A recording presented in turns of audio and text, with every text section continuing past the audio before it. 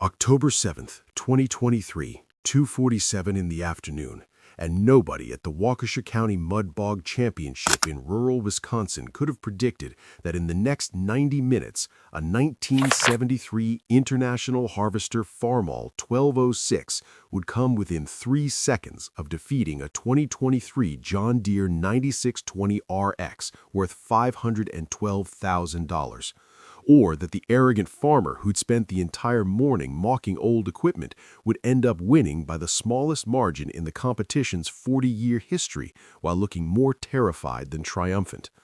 Or that the humble farmer driving a 50-year-old tractor would walk away with more respect than the actual winner. But that's exactly what happened. And if you think you know how this story ends because the new tractor won, you're missing the point entirely. Because sometimes losing by 3 seconds proves more than winning ever could. And what those 400 spectators witnessed that afternoon changed how every farmer in southeastern Wisconsin thought about old iron versus new technology.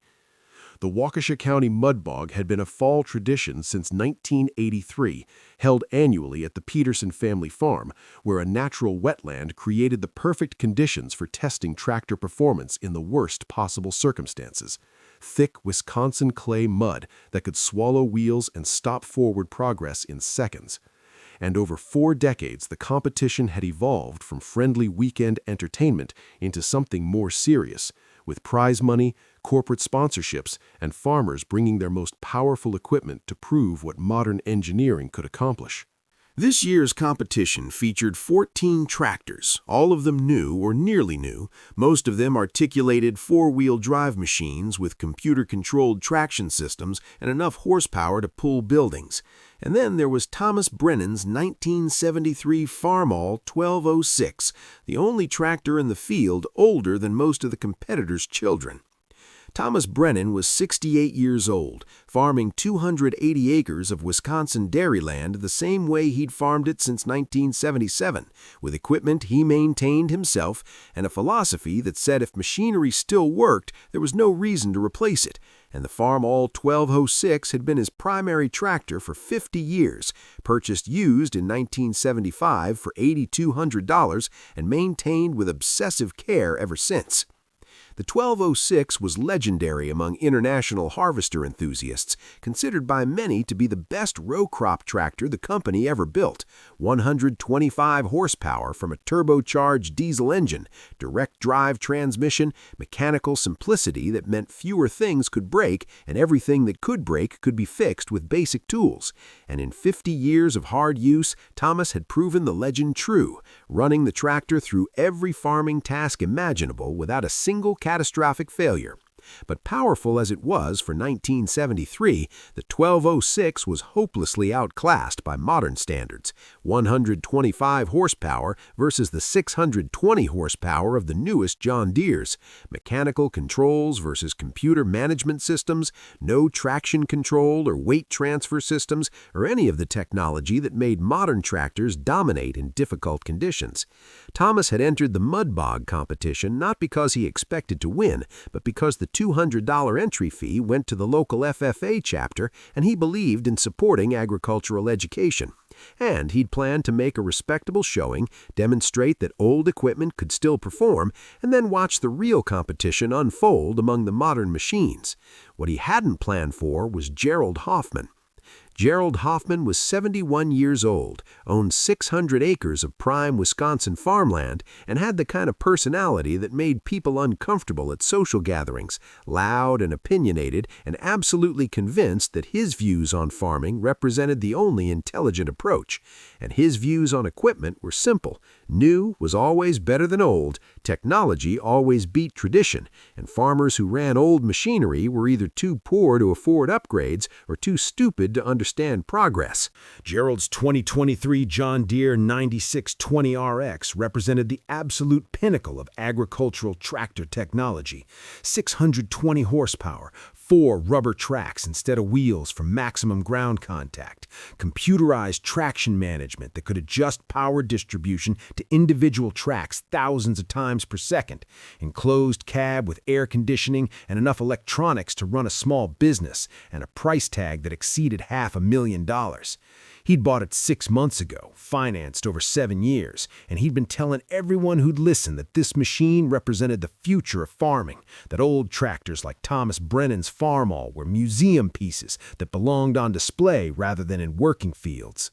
The morning of the competition, while tractors were being unloaded and prepared, Gerald had made a point of walking over to where Thomas was checking tire pressure on the Farmall, and he'd stood there with his arms crossed, looking at the old red tractor like it was a curiosity. "Thomas, I've got to ask, why'd you enter this thing in a serious competition?" Thomas had looked up from his tire gauge, his weathered face showing no particular reaction.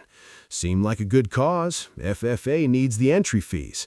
Gerald had laughed, loud enough that other farmers nearby turned to look. "Come on, you can't actually think that antique has a chance against real equipment. My 9620RX has 5 times your horsepower, computer-controlled traction, 4 tracks distributing weight. You're going to get stuck in the first 100 feet and sit there spinning while modern tractors drive past." Thomas had stood up slowly, put his tire gauge back in his toolbox. "Maybe so, but the 1206 has pulled me through 50 Wisconsin winters without quitting. Figure it'll pull through some mud just fine." "50 winters," Gerald had repeated mockingly. "50 winters of outdated technology, Thomas. That's not something to brag about. That's something to be embarrassed by. You know what my 9620RX can do that your 1206 can't? Everything. Better. Faster, more efficiently. That's what $500,000 in engineering advancement buys you." Thomas had closed his toolbox, looked at Gerald with the calm expression of someone who'd learned decades ago that arguing with certain people was pointless.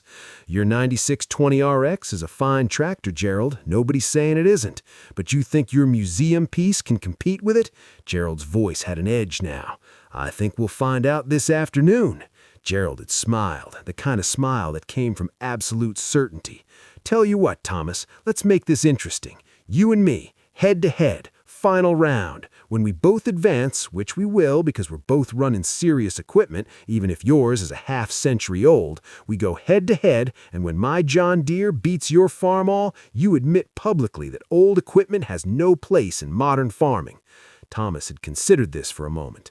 "And if the Farmall beats your John Deere?" Gerald had actually laughed at that. "That's not going to happen, Thomas. But fine, if by some miracle your 1206 beats my 9620RX, I'll admit that maybe old equipment still has some value. Deal?" They'd shaken hands, and Gerald had walked away supremely confident, already planning what he'd say when Thomas's Farmall inevitably got stuck. But what Gerald didn't know, what he couldn't know because he'd only been farming with new equipment for 15 years and had never learned to maintain or truly understand machinery, was that the 1206's mechanical simplicity gave it advantages in certain conditions that no amount of computer control could replicate, and mud was one of those conditions. The competition format was straightforward. Each tractor would attempt to pull a weighted sled through a 400-foot mud course. The course divided into 4 sections of increasing difficulty, starting with shallow surface mud and progressing to deep clay that could reach 2 feet in places. And the tractor that either completed the course fastest or advanced the farthest before getting stuck would win. The preliminary rounds ran from 10 a.m. to 1:30 p.m., 14 tractors attempting the course in order of their registration, and the results were exactly what everyone expected. Modern, high-horsepower machines dominated, their advanced traction systems and computerized power management allowing them to maintain forward momentum through conditions that would have stopped tractors from previous generations. Gerald's 9620RX ran at 11:45 and completed the course in 4 minutes and 18 seconds. The big machine's 4 tracks gripping the mud with mechanical precision, the computer adjusting power distribution continuously as conditions changed, and Gerald had climbed down from the cab with the swagger of someone who'd just proven a point, telling everyone within earshot that this was what real farming equipment looked like. Thomas's 12:06 ran at 1:15 p.m., and the crowd's expectations were low, most people assuming the old tractor would make it maybe 200 feet before the mud overwhelmed its relatively modest power and simple mechanical systems. But Thomas had spent 50 years learning exactly what the 12:06 could do, understanding its torque curve and traction characteristics, and the way its weight distribution worked in difficult conditions. He'd aired down the rear tires to 8 psi, creating a larger contact patch that would spread weight and reduce ground pressure, a technique that modern farmers often forgot because their tractors had computers to manage traction. But Thomas had learned it in the 1970s, when tire pressure adjustment was standard practice for mud work. The starter dropped the flag, and Thomas released the clutch smoothly, the 12:06's turbocharged diesel engine settling into a steady rhythm as the rear tires bit into the mud. And for the first 100 feet, the pull looked ordinary, the tractor moving forward at a walking pace, the sled dragging through the shallow mud without significant resistance. At the 100-foot marker, where the course dropped into deeper mud, the 12:06 slowed but didn't stop, Thomas managing throttle and clutch with the precision of someone who'd been operating this exact machine for 5 decades, feeling through the controls what the tractor was doing, making constant small adjustments that kept the rear tires at the edge of breaking traction without actually spinning.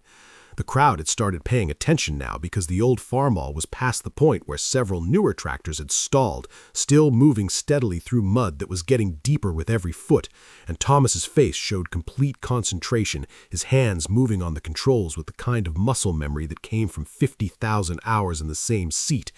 At 200 feet, where the course reached its deepest section, the 12:06 was still pulling, the rear tires throwing mud 20 feet behind the tractor, the engine sound steady and strong, and people were pulling out phones to record video because something unexpected was happening, something that challenged their assumptions about old equipment and modern superiority.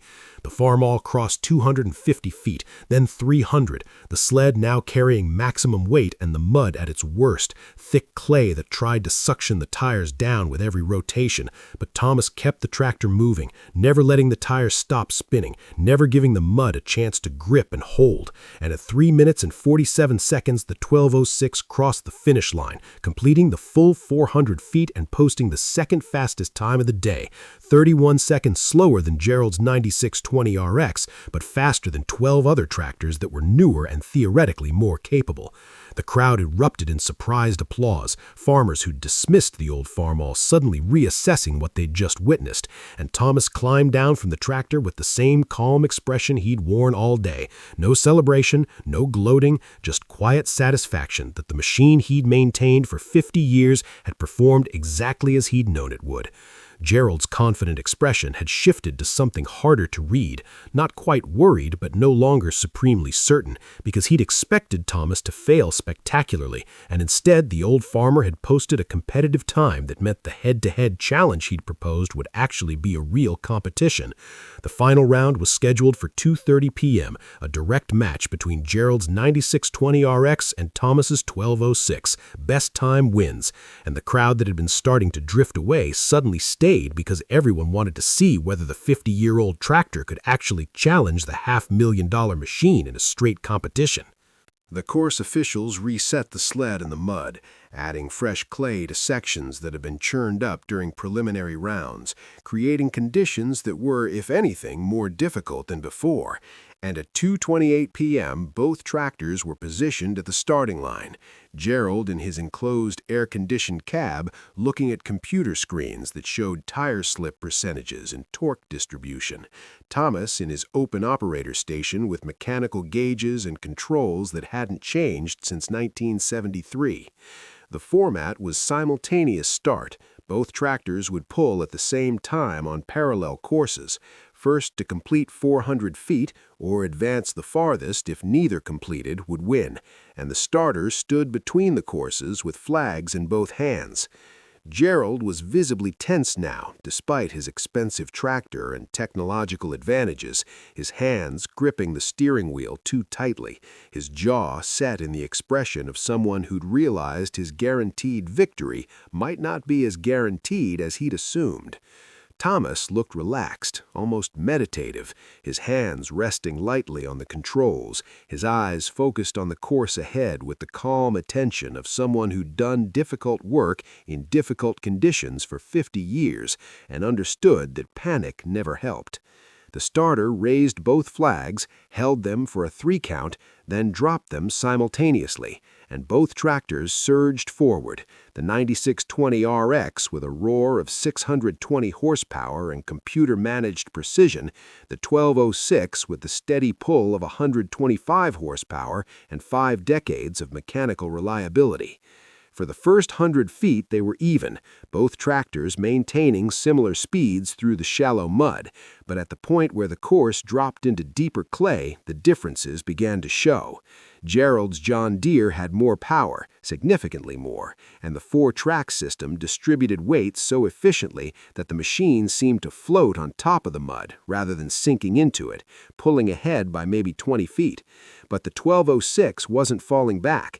Thomas was managing his tractor with such precision that he was extracting every possible unit of forward motion from his available power, the rear tires at the absolute edge of traction without spinning uselessly, the engine running at optimal torque, and while he wasn't catching the John Deere, he was keeping pace, maintaining that 20-foot gap without letting it widen.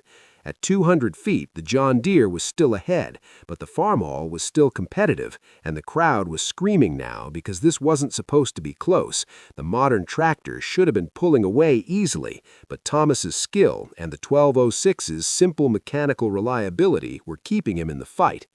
At 250 feet, something changed. Gerald's 9620RX hit a section of particularly deep clay, the kind of thick Wisconsin mud that grabbed at anything moving through it.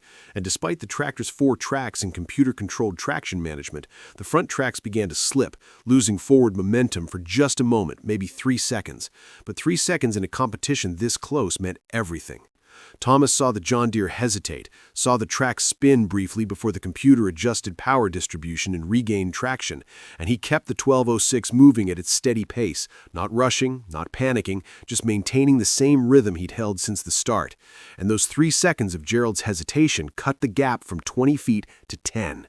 The crowd noise intensified because people were realizing that the impossible might actually happen, that a 50-year-old tractor driven by a farmer who understood every mechanical component might actually catch a modern machine operated by someone who'd learned to farm by buying expensive equipment rather than by understanding it. Gerald saw Thomas closing the gap in his mirrors, saw the old red Farmall getting larger, and for the first time genuine fear crossed his face, because losing this competition after everything he'd said that morning, after the mockery and the confident predictions, would be humiliating in ways that would follow him for years in a farming community where reputation mattered more than balance sheets. He pushed the throttle harder, trying to force more speed from the 9620RX, but the computer system fought him, automatically reducing power to prevent the tracks from breaking traction completely, and Gerald's frustration with technology he didn't fully understand became visible in his body language, his hands jerking at controls instead of working with them. At 280 feet, Thomas had closed the gap to 5 feet, the 1206 running so close behind the John Deere that mud thrown from Gerald's tracks was hitting Thomas's tractor, and the crowd had gone from screaming to something closer to shocked silence because they were watching something that violated everything they thought they knew about agricultural equipment evolution. Gerald's John Deere was superior in every measurable way. More power, better traction systems, advanced technology, newer engineering. But Thomas's 5 decades of experience and the 1206's mechanical simplicity were somehow negating those advantages in conditions where understanding mattered more than specifications. At 300 feet, they were dead even, running side by side through the deepest mud, both tractors struggling but both still moving, and Thomas glanced over at Gerald's cab, saw the other farmer's face twisted with concentration and fear, saw him fighting his controls instead of working with them, and Thomas felt something close to pity because Gerald had spent $500,000 on a machine he didn't truly understand. The final 100 feet would determine everything. 300 to 400 feet where the course reached maximum difficulty, where the sled's weight was highest and the mud was deepest, and where most tractors in previous years had stalled completely. And both machines were giving everything they had, the John Deere's engine screaming at high RPM, the computer making thousands of adjustments per second, the Farmall's turbocharged diesel running at its optimal torque range, Thomas's fans making constant small corrections that kept the tractor at maximum efficiency.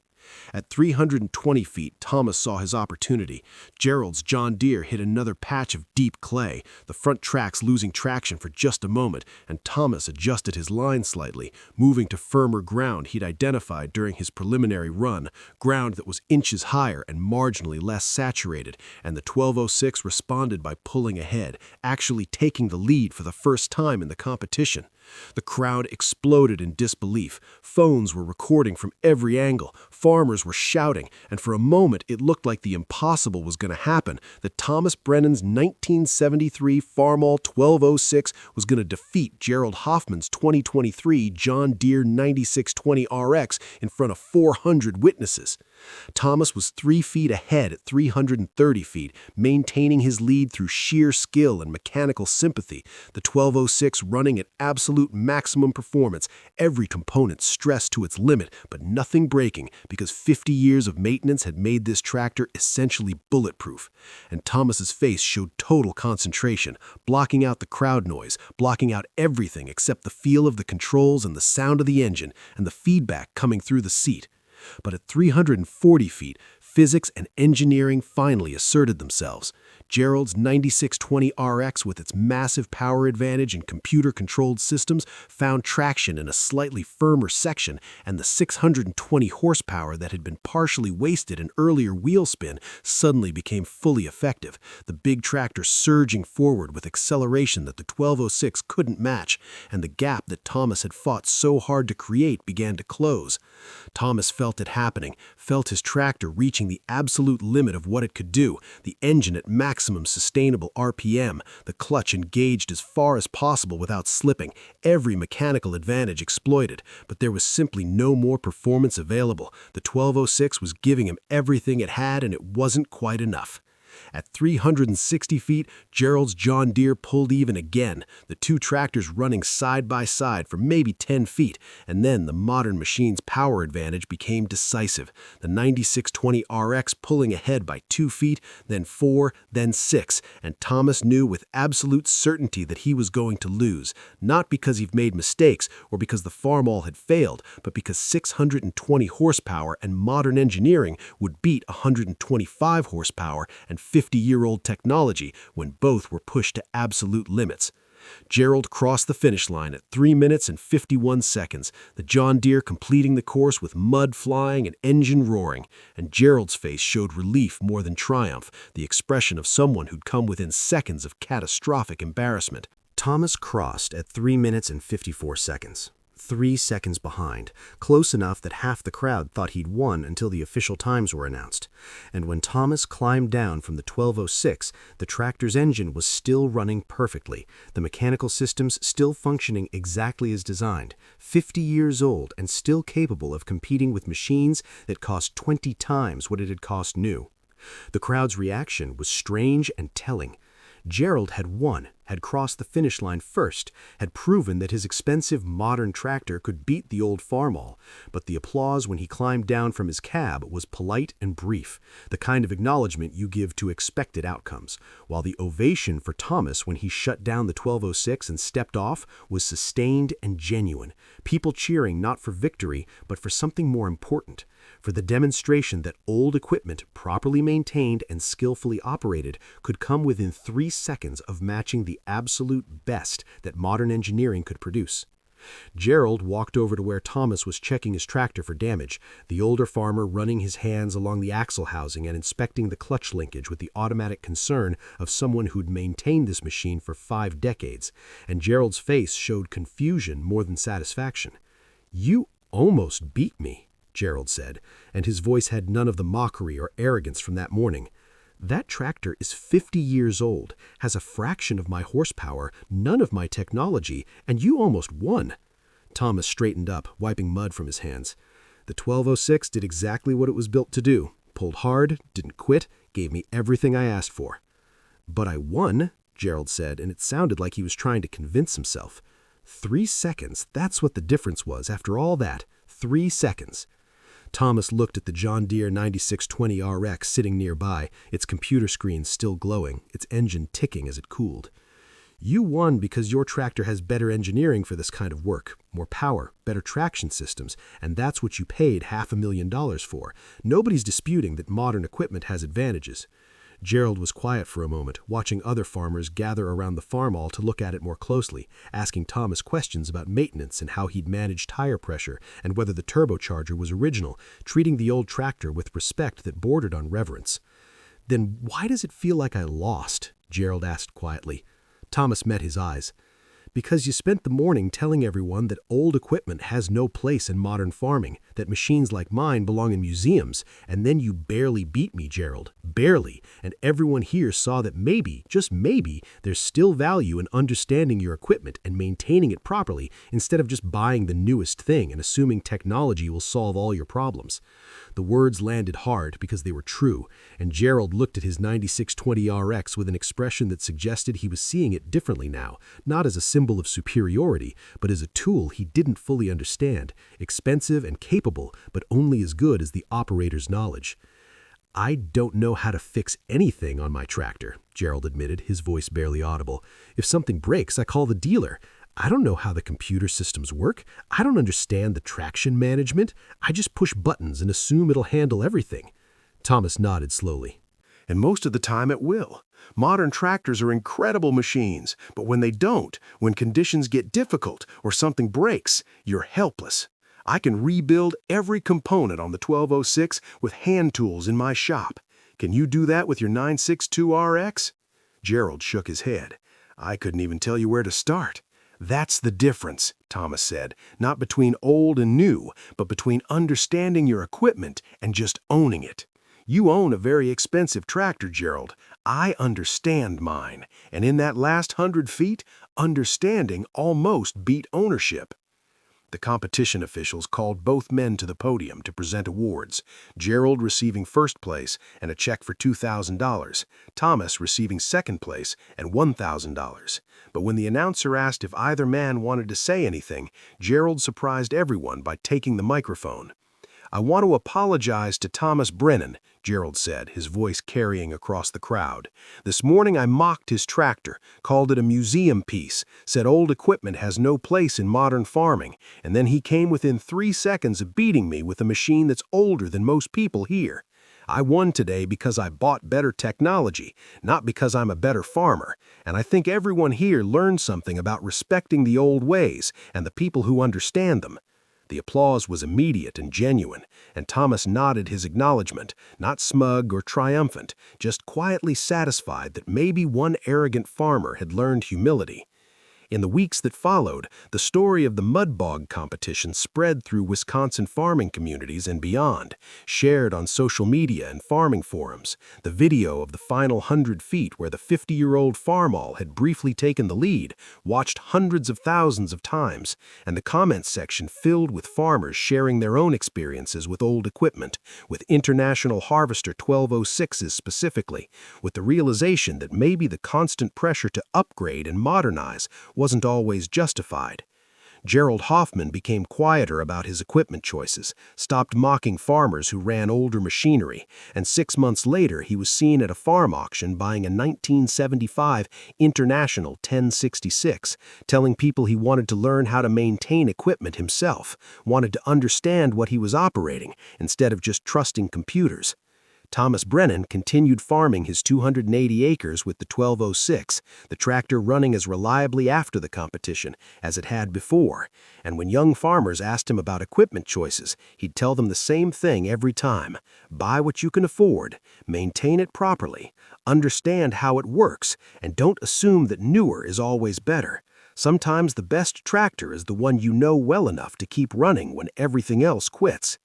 The 1973 Farmall 1206 that came within 3 seconds of beating a $500,000 modern machine became something of a local legend, people driving past Thomas's farm to see it parked in the equipment shed, and Thomas would smile and tell them it was just a tractor, nothing special, just simple mechanical engineering executed well and maintained carefully for 50 years. But everyone who'd watched that competition knew it was more than that. It was proof that the old ways still had value, that experience and knowledge could compete with technology and money, and that sometimes losing by 3 seconds taught more important lessons than winning ever could.